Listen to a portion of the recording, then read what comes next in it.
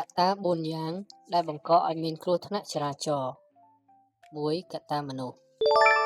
បើកបរមិនគោរពច្បាប់ចរាចរណ៍ បើកបរក្នុងស្ថានភាពស្រវឹងខ្លាំង បើកបរក្នុងល្បឿនលឿន បើកបរមិនមានការអធ្យាស្រ័យគ្នា បើកបរមិនពាក់មួកឬខ្សែក្រវ៉ាត់ការពារសុវត្ថិភាព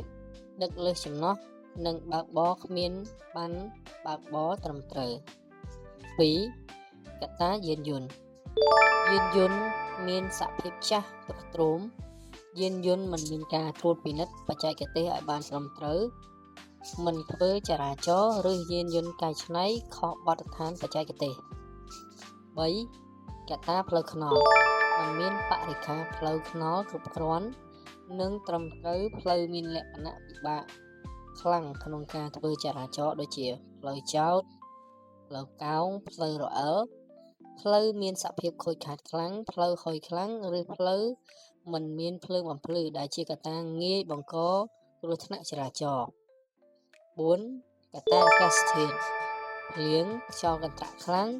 និងចុះអាប់ខ្លាំងក៏ជាកត្តាបង្កគ្រោះថ្នាក់ចរាចរណ៍ផងដែរ ក្នុងចំណោមកត្តាទាំង4 កត្តាមនុស្សគឺជាកត្តាសំខាន់ជាងគេបំផុតដែលជាកត្តាបង្កឲ្យមានគ្រោះថ្នាក់កើនឡើង